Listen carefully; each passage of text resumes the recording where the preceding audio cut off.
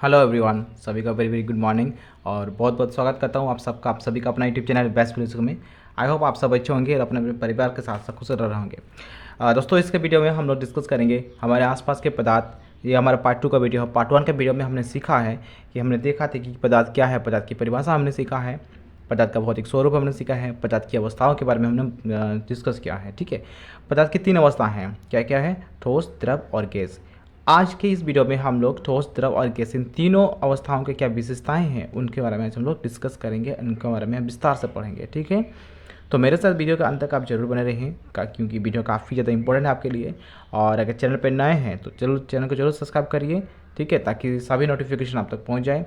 इस वीडियो को अपने दोस्तों से भी शेयर करिए ताकि उन्हें भी इस वीडियो का हेल्प मिल सके दोस्तों। ठीक है, तो चलिए लेट्स स्टार्ट। हम लोग शुरू करते हैं और एक एक चीज़ को हम बारीक से समझते हैं।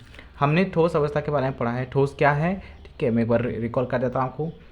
जिसका निश्चित आयतन और द्रव्यमान होता है या फिर निश्चित आकार और निश्चित आयतन होता है उसे हम क्या कहते हैं? ठोस अवस्था कहते हैं। तो आज हम सबसे पहले स्टार्ट करेंगे ठोस अवस्था की विशेषताएं स्टार्ट करेंगे। ठीक है, कि ठोस अवस्था की विशेषता क्या होती है। चलिए एक एक चीज़ को हम लोग एक एक पॉइंट्स को ध्यान से समझेंगे। ठीक है, जहाँ पे आपको दिक्कत होगी आप मुझे कमेंट कर सकते हैं। एक्सप्लेनिंग पार्ट हम लोग पहले क्लियर करेंगे, उसके बाद हम लोग टॉप ऑब्जेक्टिव क्वेश्चंस का करेंगे। ठीक है, तो सबसे पहले जैसे कि ठोस अवस्था की विशेषताएं, पहला पॉइंट आपका क्या है कि इसका निश्चित आयतन तथा आकार होता है। ये तो आपको सभी को पता है कि इसका निश्चित आकार और आयतन होता है। ये मैंने पार्ट 1 के वीडियो में भी जब चैप्टर एक्सप्लेन करा था तो मैं बताया था कि ठोस का अवस्था का जो है ना निश्चित आयतन और आकार होता है। चलिए सेकंड पॉइंट में आते हैं। सेकंड पॉइंट क्या है? इसके कणों के बीच आकर्षण बल सबसे अधिक होता है। आकर्षण बल यानी कि जो पदार्थ, जितने भी पदार्थ हैं उनके जो कण है वो एक दूसरे के साथ जुड़े रहते हैं, एक दूसरे को खींचे रहते हैं। उसी बल को क्या कहते हैं? आकर्षण बल कहते हैं। ठोस में आकर्षण बल सबसे ज़्यादा होता है, इसलिए क्या होता है ना, कठोर होता है। ठीक है, उनके कणों के बीच क्या होता है? आकर्षण बल बहुत स्ट्रांग होता है, स्ट्रांग बल होता है। ठीक है, चलिए अब आते हैं हम लोग क्वेश्चन नंबर पॉइंट्स नंबर 3 पे आते हैं।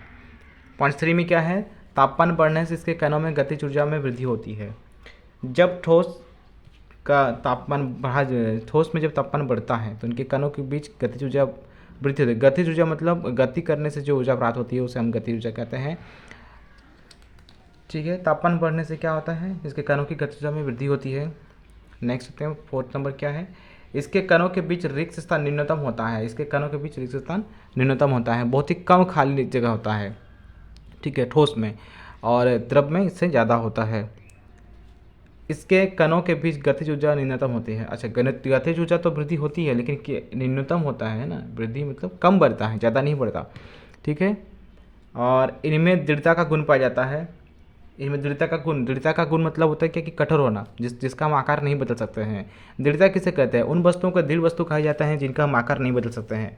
तो आप देखें कि प्रायः हम ठोस वस्तुओं का आकार नहीं बदल सकते हैं। क्या आप टेबल को दबाकर उसका आकार बदल सकते हैं?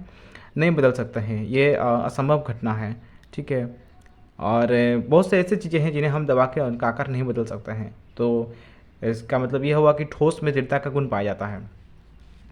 इनका संपीड़न संभव नहीं है। संपीड़न का मतलब होता है क्या कि किसी भी वस्तु को बल का प्रयोग से उसका आयतन कम करना, इसे संपीड़न कहते हैं। अगर हम किसी वस्तु पे बल लगा रहे हैं तो उसका अगर आयतन कम हो रहा है तो इसका मतलब उसका संपीड़न हो रहा है, अगर नहीं हो रहा तो उसका संपीड़न नहीं हो रहा है। ठोस अवस्था में जो है ना, प्रायः ठोस अवस्था की जितनी भी वस्तु हैं ठोस अवस्था की, और उनमें संपीड़न नहीं होता है, संभव नहीं होता है। एक अपवाद ये है, कुछ अपवाद इनमें क्या है मैं वो बताता हूँ आपको। अपवाद मतलब हुआ क्या कि कुछ कुछ वस्तुएं ऐसे हैं जिनका संपीड़न संभव होता है। जैसे बात करें हम स्पॉन्ज में बहुत छोटे छोटे छिद्र होते हैं जिनमें वायु प्रवेश करती है। जब हम इसे दबाते हैं तो वायु बाहर आ जाती है, जिससे इसका संपीड़न संभव होता है। स्पंज भी एक ठोस है। स्पंज आप समझ रहे होंगे, जैसे कि हमारे अगर गाड़ियों में जो सीट होता है, सीट के कवर में एक हमारा मुलायम सा एक हमारा, उसे हम इसे स्पंज कहते हैं। मुलायम सा एक पदार्थ होता है। ठीक है, उसे स्पंज कहते हैं। वो स्पंज को हम जब दबाते हैं तो वो दब जाता है, उसका आयतन घट जाता है, लेकिन वो एक ठोस है, फिर भी वो उसका आयतन कम हो रहा है, तो अपवाद में आ गया। ठीक है, बहुत से ऐसे और भी वस्तु हैं जिनका आयतन कम किया जा सकता है, जिनका संपीड़न संभव है। ठीक है, और अगर हम सामान्यतः कहें तो सामान्यतः ठोस का संपीड़न संभव नहीं है। हम ठोस को नहीं दबा सकते हैं और ना ही दबा के उसका आयतन कम कर सकते हैं। ठीक है, समझ में आ रही है? स्पंज हो गया, रबर बैंड हो गया। रबर बैंड भी एक ठोस है लेकिन फिर भी हम उसका आयतन को कम बेसी कर सकते हैं। देखिए आप रबर को खींचेंगे तो क्या हो जाएगा, लंबाई बढ़ जाएगी, लंबाई को फिर आप छोड़ देंगे, फिर अपने पुनः स्थिति में आ जाएगा। ठीक है, फिर भी रबड़ क्या है, एक ठोस है, लेकिन फिर भी उसका क्या होता है, संपीड़न संभव है, तो वो अपवाद में आ जाएगा आपका। ठीक है, तो ये सारे जितने भी पॉइंट्स में आता है आपका 7 पॉइंट्स, ये 7 पॉइंट्स आपका क्या था, ठोस अवस्था की विशेषताएं थी। तो चलिए अभी हम लोग द्रव अवस्था की विशेषताएं समझते हैं। द्रव अवस्था की विशेषताएं क्या है, सबसे पहला विशेषता आपको यहाँ पे स्क्रीन पर दिख रही है, क्या है, इसका निश्चित आयतन होता है परंतु आकार नहीं होता। इसे हम जिस बर्तन में डालते हैं ये उसी का आकार ले लेते हैं। ठीक है, द्रव अवस्था में क्या होता है ना, उनका निश्चित आकार नहीं होता, निश्चित आयतन होता है। जैसे पानी, पानी का कोई आकार नहीं होता है, पानी को हम जिस पात्र पे डालते हैं ना वो उसी का आकार धारण कर लेता है। ठीक है, उसका अपना खुद का कोई आकार नहीं होता है। इसके कणों के बीच का आकर्षण बल ठोस की तुलना में कम होता है। ठोस की तुलना में इसके कणों के बीच का आकर्षण बल जो है कम होता है। फॉर एग्जाम्पल आपने देखा होगा कि अगर आप एक पानी की बूंदें अगर फर्श पे गिराते हैं तो क्या होता है, वो जो पानी का बूंद है वो अपनी ही जगह पर स्थिर ना रहकर किसी भी दिशा में गति करने लगता है, किसी भी दिशा में गमन करने लगता है। तो इससे ये प्रतीत होता है, ये साबित होता है कि जो द्रव है उनके अणुओं के बीच जो आकर्षण बल है वो बहुत ही कम है। ठीक है, वो ठोस की तुलना में कम है। अगर कम नहीं होता तो वो क्या होता है ना, वो द्रव जो है वहीं पे स्थिर रह जाता है, लेकिन द्रव वहीं पे स्थिर नहीं रह के क्या हो गया, वो आपका किसी भी दिशा में गमन करने लग गया, तो अपने अणुओं से अलग होने लग गया, स्वतंत्र होने लग गया। ठीक है, जब अपने अणुओं से अलग होने लग गया, स्वतंत्र होने लग गया, इसका मतलब ये हुआ कि द्रव के अणुओं के बीच जो आकर्षण बल है वो हमारा क्या है, ठोस की तुलना में कम है। ठीक है, आते हैं अभी हम लोग अब पॉइंट्स आते हैं 3 पे। पॉइंट 3 में आपका लिखा है कि इसके कणों के बीच रिक्त स्थान ठोस की तुलना में अधिक होता है। इसके कणों के बीच रिक्त स्थान भी ठोस की तुलना में सबसे अधिक होता है। ठीक है, इसका एग्जांपल हम लोग समझ सकते हैं इस प्रकार से, जैसे कि आप जब चाय बनाते हैं तो चाय जब बनाते हैं तो अगर दूध, चीनी और पानी से बनाते हैं तो चीनी का जो कण है वो पूरी आपके पानी के साथ और दूध के साथ मिल जाता है। वो इसलिए पूरी मिल पाता है क्योंकि दूध और जो पानी है वो हमारे क्या है, द्रव पदार्थ है, और उनके बीच में बहुत खाली स्थान रहता है। ठीक है, इसलिए क्या हो जाता है, खाली स्थान होने की वजह से वो दूध के कण के साथ और पानी के कण के साथ पूरी मिल जाता है। ठीक है, तो इस प्रकार हम कह सकते हैं कि द्रव में जो है बहुत ही ज़्यादा खाली स्थान होता है, रिक्त स्थान होता है ठोस की तुलना में। ठीक है, नेक्स्ट हम लगाते हैं फोर्थ पॉइंट पे। चलिए आपका फोर्थ पॉइंट क्या है, फोर्थ पॉइंट पे है, इसके कणों के बीच गतिज ऊर्जा भी ठोस की तुलना में अधिक होता है। गतिज ऊर्जा इसमें अधिक होता है। गतिज ऊर्जा मतलब कि बहना, गति करके जो ऊर्जा हमें प्राप्त होती है उसे गतिज ऊर्जा कहते हैं। जैसे कि मैंने अभी जस्ट आपको बताया कि अगर आप फर्श पे पानी गिरा रहे हैं तो पानी अपनी ही जगह पर स्थिर नहीं रहता है, वो किसी भी दिशा में गमन करने लगता है, तो गति करने लगता है। तो इस प्रकार द्रव का गतिज ऊर्जा भी क्या होता है, ठोस की तुलना में अधिक होता है। ठीक है, 5वां पॉइंट क्या है, इसका संपीड़न कुछ हद तक ही संभव हो पाता है। संपीड़न का अर्थ मैंने बताया कि आप किसी चीज़ को दबा सकते हैं, उसी को संपीड़न कहता है, यानी कि आप उसका आयतन कम कर सकते हैं। द्रव जो है, बहुत सारे ऐसे द्रव हैं जिन्हें आप कुछ ही हद तक आप दबा सकते हैं। अगर आप पानी को मुट्ठी में लेना चाहेंगे तब कुछ हद तक ले सकते हैं, नहीं तो वह असंभव है, नहीं तो आप ले ही नहीं सकते। तो इनका संपीड़न जो है ना कुछ ही हद तक संभव हो पाता है, नहीं तो नहीं हो पाता है। ठीक है, चलिए अब आते हैं हम लोग गैस अवस्था की विशेषताओं के बारे में हम लोग चर्चा करते हैं। गैस क्या है इसके बारे में परिभाषा आपने पढ़ लिया है पार्ट 1 की वीडियो में। गैस अवस्था उस अवस्था को कहते हैं जिसका ना ही निश्चित आयतन होता है, ना ही निश्चित आकार होता है। ठीक है, तो आइए गैस अवस्था की क्या विशेषताएं हम लोग पढ़ते हैं। पहला पॉइंट आपको दिख रही है स्क्रीन में, तो इसका ना ही निश्चित आयतन होता है और ना ही निश्चित आकार। ठीक है, गैस अवस्था का ना ही निश्चित आयतन होता है और ना ही निश्चित आकार होता है। इसके कणों के बीच आकर्षण बल नगण्य होता है, बिल्कुल भी इनके कणों के बीच जो आकर्षण बल है वो होता ही नहीं है। ठीक है, एकदम ही इनका कणों के बीच आकर्षण बल नहीं होता है, ये तुरंत ही क्या हो जाते हैं, एकदम पूरा वायुमंडल में मिल जाते हैं। ठीक है, अगर एक एग्जांपल के तौर पे हम समझें तो जैसे आप एक गुब्बारा जब आप फुलाते हैं, ठीक है, आप जब एक गुब्बारा को फुलाते हैं तो क्या होता है, गुब्बारा जैसे ही आप हवा से मुंह से जब आप फुलाते हैं या फिर हाइड्रोजन गैस से आप फुलाते हैं तो उसमें आयतन बढ़ने लगता है, बैलून का आयतन बढ़ने लगता है। पर जैसे आप उसको छोड़ देते हैं ना, वो जो हवा है उसका स्थिर नहीं रहता है, कितना तेज़ी से वो बाहर निकल के हमको वायुमंडल में मिल जाता है। ठीक है, तो कितना तेज़ी से वो अपने कणों से अलग हो जाता है, बिल्कुल भी तेज़ी से। तो इसका मतलब क्या हुआ, उसको हम नगण्य, यानी कि उसका आकर्षण बल बिल्कुल ही नगण्य है, हम देख ही नहीं सकते उनका आकर्षण बल कितना है करके। ठीक है, तो गैस अवस्था का आकर्षण बल सबसे नगण्य होता है, बिल्कुल भी उनका आकर्षण बल नहीं होता एक दूसरे कण के प्रति। ठीक है, चलिए अब हम लोग आते हैं ये हमारा 4th पॉइंट में आते हैं। 3 पॉइंट हो गया हमारा, समझ लिए हम लोग 3 पॉइंट को, सॉरी 2 पॉइंट हम लोग समझ लिए, अब 3 पॉइंट को समझते हैं। इसके कणों के बीच रिक्त स्थान सर्वाधिक होता है, इनके कणों के बीच में खाली स्थान बहुत ज़्यादा होता है, ठोस और द्रव की तुलना में बहुत ज़्यादा होता है, सबसे अधिक होता है, सर्वाधिक यानी सबसे अधिक। इसके कणों के बीच गतिज ऊर्जा सबसे अधिक होता है। ठीक है, इसका संपीड़न संभव है, हाँ इसका संपीड़न, इसको हम दबा सकते हैं। हमारे घरों में जो यूज़ होता है लिक्विड पेट्रोलियम गैस LPG, इसे हम दबा के, यानी कि वो इस गैस को, लिक्विड पेट्रोलियम गैस को दबा के ही एक सिलेंडर में भराया जाता है। ठीक है, और वाहनों में यूज़ होने वाले जो CNG गैस है, ठीक है, कंडेंस्ड नेचुरल गैस, तो उसे भी, उसका भी संपीड़न संभव है, तभी हम उसे एक सिलेंडर में दबा सकते हैं। तो गैस का संपीड़न संभव है। ठीक है, चलिए नेक्स्ट आगे बढ़ते हैं। अब हमने तो संपीड़न के बारे में पढ़ा, तो संपीड़न का परिभाषा भी हमने समझ रहे थे कि संपीड़न होता है क्या, संपीड़ितता यानी कि संपीड़न को ही संपीड़ितता कहा जाता है। चलिए क्या होता है, किसी पदार्थ पर बल लगाकर उसका आयतन कम करने के गुण को संपीड़ितता कहते हैं। ठीक है, इससे पहले मैंने बताया आपको कि किसी भी पदार्थ पर बल लगाकर आयतन कम करते हैं तो हम उसे संपीड़न कहते हैं, संपीड़ितता कहते हैं। दृढ़ता वर्ड हमने पढ़ा, दृढ़ता के बारे में हम पढ़ते हैं। दृढ़ता क्या है, जब किसी पदार्थ पर बल लगाकर उसका आकार नहीं बदला जा सकता तो इस गुण को दृढ़ता कहते हैं। और ये गुण ठोस में पाया जाता है, ठोस में हम बल लगाकर उसका आकार नहीं बदल सकते हैं। आप एक मेज का आकार आप नहीं बदल सकते हैं, उसे नहीं दबा सकते हैं। ठीक है, तो ये सारे क्या है, ये हमारे तीनों अवस्थाओं का हमने विशेषताएं पढ़ा। ठीक है, ठोस, द्रव और गैस, तीनों अवस्थाएं की ये हमारी क्या है, विशेषताएं हैं, उनका प्रॉपर्टी है, उनका नेचर्स है। अब हम लोग पढ़ेंगे कि क्या पदार्थ अपनी अवस्थाओं बदल सकती है, क्या ठोस वाले पदार्थ ठोस से बदल के क्या द्रव बन सकते हैं, क्या द्रव में जितने पदार्थ हैं बने हुए, क्या वो द्रव से ठोस बन सकते हैं, क्या द्रव से गैस बन सकते हैं, या फिर क्या गैस द्रव बन सकता है।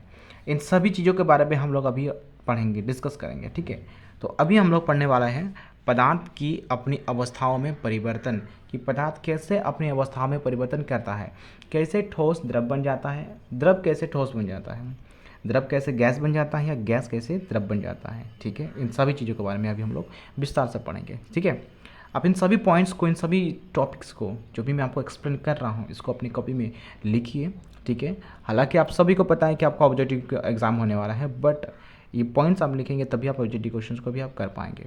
ओके, चलिए अब हम लोग करते हैं पदार्थ की अपनी अवस्थाओं में परिवर्तन। सबसे पहला परिवर्तन पे आते हैं कि ठोस का द्रव में परिवर्तन, ठोस द्रव में कैसे परिवर्तन होता है, इसके बारे में हम लोग विस्तार से पढ़ते हैं। ठीक है, देखिए ठोस का तापमान बढ़ने से उसके कणों की गतिज ऊर्जा में वृद्धि हो जाती है, ये हमें भी पता है। ठीक है, तापमान बढ़ेगा तो गतिज ऊर्जा में वृद्धि होती है। गतिज ऊर्जा बढ़ने के कारण कण अधिक तेजी से कंपन करने लगते हैं। जब गतिज ऊर्जा बढ़ता है तो ठोस का जो कण है वो कंपन करने लग जाता है। ठीक है, ऊष्मा द्वारा प्रदान की गई ऊर्जा कणों के बीच के आकर्षण बल को पार कर लेती है। जब हम उसमें ज़्यादा क्या देते हैं, ऊष्मा देते हैं, तो जो ऊर्जा है, कणों के बीच का जो ऊर्जा है वो क्या हो जाता है, उनके बीच का जो आकर्षण बल है वो पार हो जाता है, यानी कि आकर्षण बल अभी टूटने लग जाता है। ठीक है, आकर्षण बल हद से पार हो जाता है, टूटने लग जाता है। ऊर्जा ग्रहण करके अपने निश्चित स्थान को छोड़कर अधिक स्वतंत्र होकर क्या करें, गति करने लगते हैं। देखिए, हाँ हमने यहाँ तक पढ़ा था, ऊष्मा द्वारा प्रदान की गई ऊर्जा कणों के बीच के आकर्षण बल को पार कर लेती है। ठीक है, ऊर्जा ग्रहण करके कण अपने निश्चित स्थान को छोड़कर अधिक स्वतंत्र होकर गति करने लगते हैं। जब ठोस में हम अधिक मात्रा में ऊष्मा देने लगते हैं, है ना, तो क्या होता है, जो कण है, ठोस के जो कण है, अपने निश्चित स्थान छोड़कर अधिक क्या हो जाते हैं, स्वतंत्र हो जाते हैं, यानी कि अपने एक दूसरे कण को छोड़ने लग जाते हैं, एक दूसरे कण से स्वतंत्र होने लग जाते हैं। जब स्वतंत्र होने लगते हैं, स्वतंत्र होकर क्या कहते हैं, गति करने लगते हैं।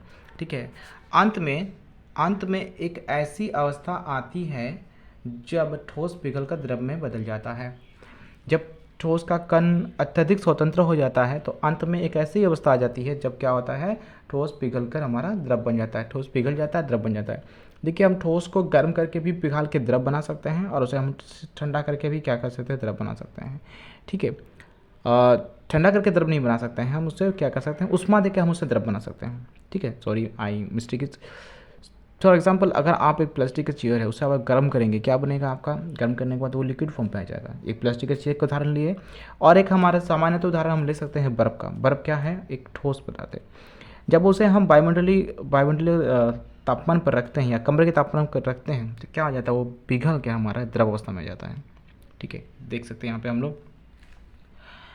तो ठोस पिघल कर क्या बन जाता है, द्रव बन जाता है। यहाँ पे एक परिभाषा है, जिस तापमान पर ठोस पिघल कर द्रव में बदल जाता है उसे गलनांक कहते हैं। तो हमें यहाँ पे गलनांक की परिभाषा भी हमें मिल गई। अगर आपसे पूछे कि गलनांक क्या है, तो जिस भी तापमान पर ठोस द्रव अवस्था में परिवर्तन हो जाता है उसे हम क्या कहते हैं, गलनांक कहते हैं। ठीक है, जैसे पानी का, जैसे बर्फ़ का पानी बनना, जैसे बर्फ़ का पानी बनना, बर्फ़ पानी बन जाता है। बर्फ़ पहले किस अवस्था में रहता है, ठोस अवस्था में रहता है। जब उसमें कुछ तापमान दिया जाता है तब वो क्या बन जाता है, पानी में परिवर्तन होता है। बर्फ़ का गलनांक कितना होता है, बर्फ़ का गलनांक होता है आपका 273.16 केल्विन ना, 273.273.16 केल्विन। इसे उसको याद रखिएगा, ये वेरी इंपॉर्टेंट है, तो ऑब्जेक्टिव क्वेश्चन में हमारा पूछा जाएगा। ठीक है, बर्फ़ का गलनांक हमारा होता है 273.16 केल्विन। और 273.16 केल्विन कितने डिग्री सेल्सियस के बराबर होता है, वो आपका 0 डिग्री सेल्सियस के बराबर होता है। यहाँ पे ध्यान से सुनिएगा, ठोस अवस्था को जब हम 0 डिग्री सेल्सियस तापमान पे गर्म करते हैं, उसमें उष्मा देते हैं 0 डिग्री सेल्सियस का, तो वह क्या बन जाता है, द्रव बन जाता है। जैसे बर्फ़ को 0 डिग्री सेल्सियस पे उष्मा देंगे तो वो क्या बन जाएगा, द्रव बन जाएगा। और यही चीज़ पानी को अगर हम 0 डिग्री सेल्सियस पे ठंडा करते हैं तो क्या बन जाएगा, वो बर्फ़ बन जाएगा। रिवर्सिबल होता है, उत्क्रमणीय परिवर्तन होता है दोनों में। ठीक है, देखिए आइए आगे बढ़ते हैं। ठोस से द्रव अवस्था में परिवर्तन होने की प्रक्रिया को संगलन भी कहते हैं। हमने ठोस से द्रव अवस्था में बदलने की प्रक्रिया को हमने गलनांक भी पढ़ा, यानी कि जिस तापमान पर ठोस द्रव बन जाता है उस तापमान को गलनांक कहते हैं, ये भी हमने पढ़ा। और ठोस से द्रव अवस्था में बदलने की प्रक्रिया को हम लोग संगलन भी कहते हैं, इस चीज़ को भी याद रखिएगा। और बर्फ़ कितना केल्विन पे आपका पानी बन जाता है, तो 273.16 केल्विन पे। और अगर हम डिग्री सेल्सियस में पूछे तो बर्फ़ 0 डिग्री सेल्सियस पे पानी बन जाता है, और उसी का रिवर्सिबल होता है कि पानी 0 डिग्री सेल्सियस पे बर्फ़ बन जाता है। ठीक है, तो हमने पढ़ा ठोस से द्रव पढ़ा, अब हम पढ़ेंगे द्रव से ठोस अवस्था में परिवर्तन। द्रव अवस्था से ठोस अवस्था कैसे बनती है। देखिए, द्रव अवस्था पुनः शीतलता के पश्चात, शीतलता यानी कि ठंडा करने के पश्चात, शीतलता के पश्चात ठोस अवस्था में परिवर्तित हो जाता है।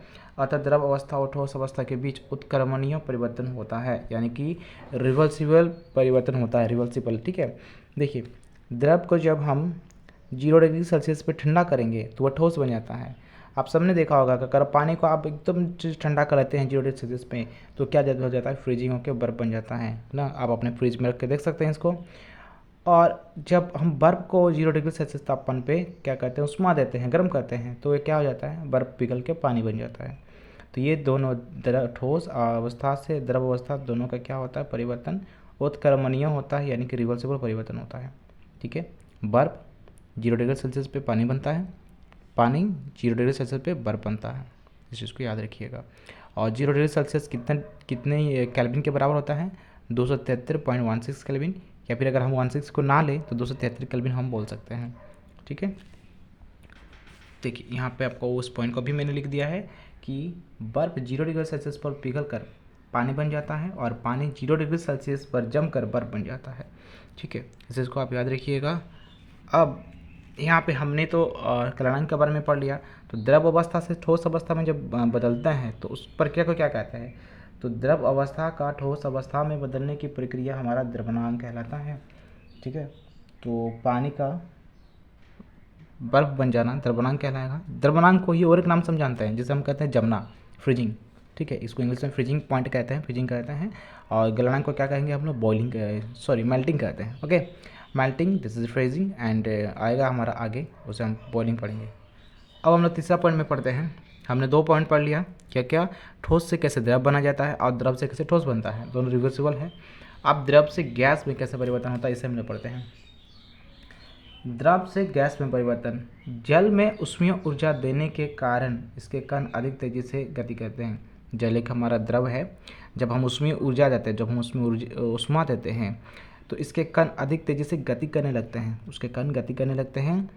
एक निश्चित तापमान पर पहुंचकर कणों में इतनी अधिक ऊर्जा आ जाती है कि वे अपने बीच के आकर्षण बल को तोड़कर स्वतंत्र हो जाते हैं।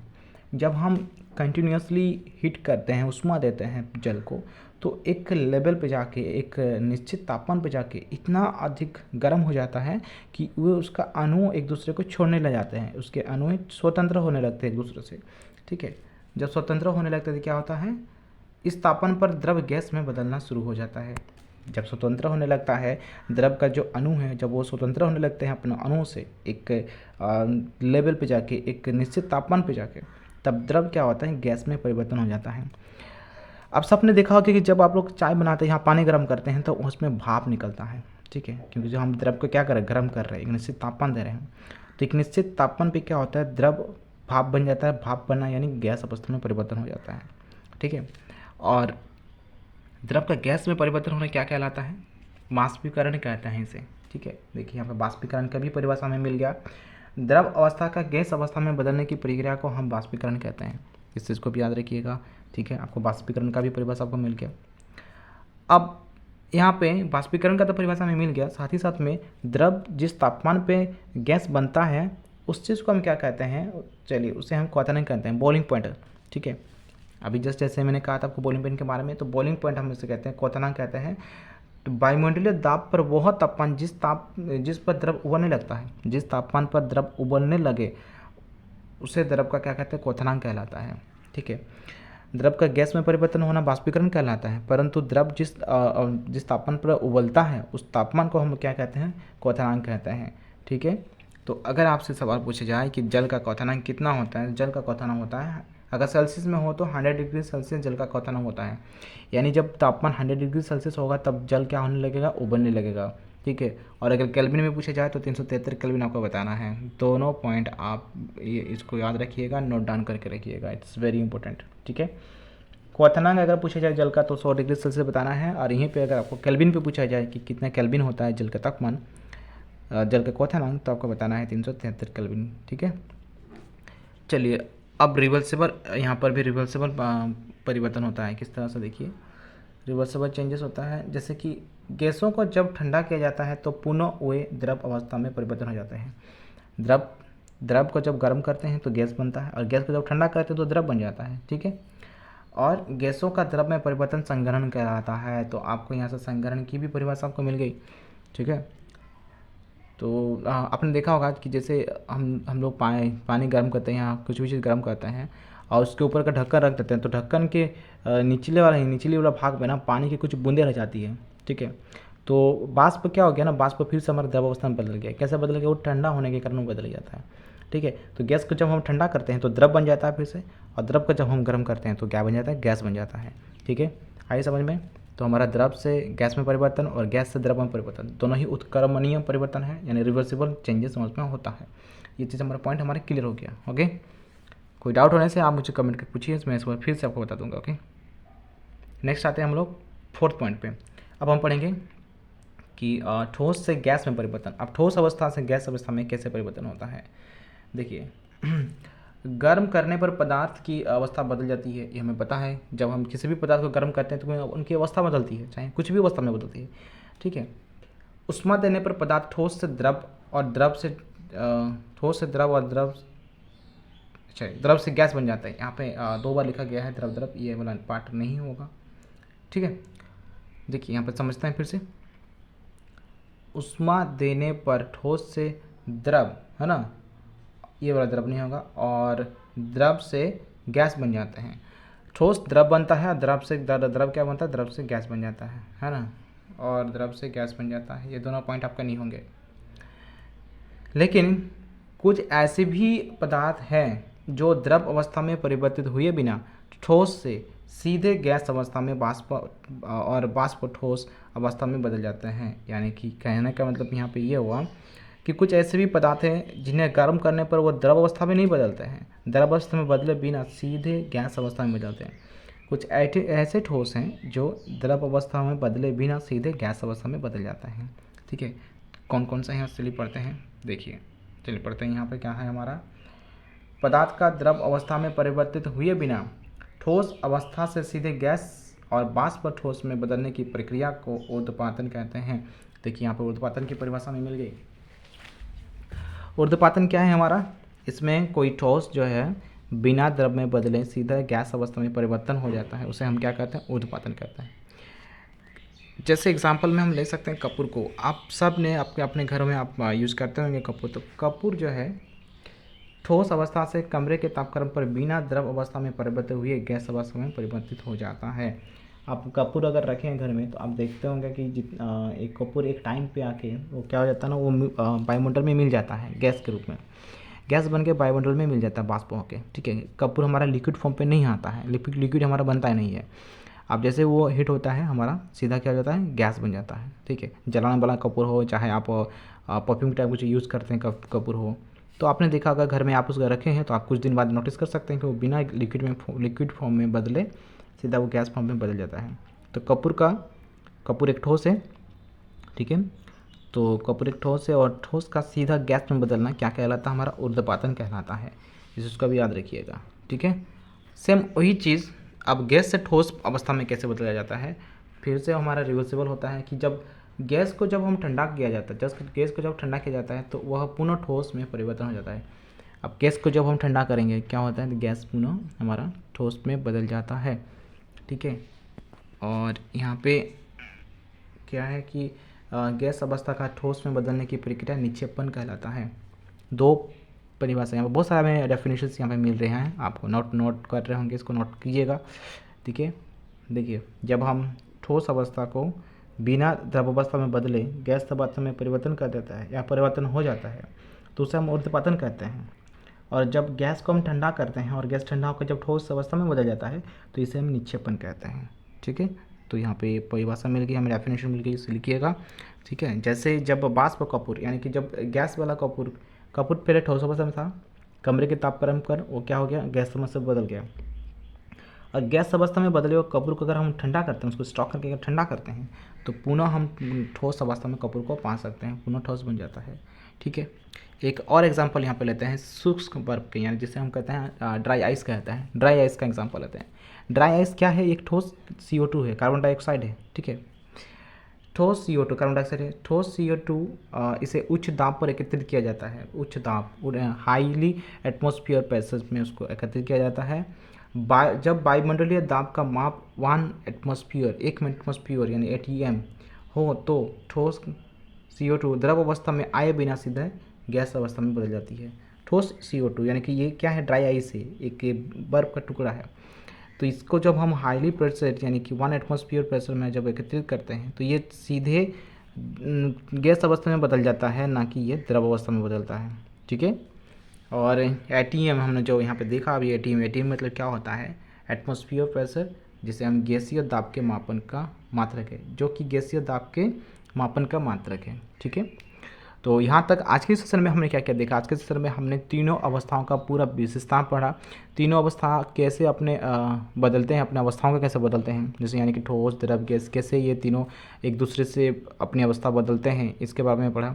ठीक है, जितने भी मैंने आपको एक्सप्लेन किए इस चैप्टर्स में सभी चीज़ को आप लिखिए, एक एक चीज़ को ध्यान से समझिए फिर से। ठीक है, रिवीजन करिए, और कहीं पे भी दिक्कत हो आप मुझे बोलिए कि मुझे इस चीज़ में दिक्कत हो रही है, मुझे इसको फिर से समझा दीजिए, मैं आपको फिर से समझा दूँगा।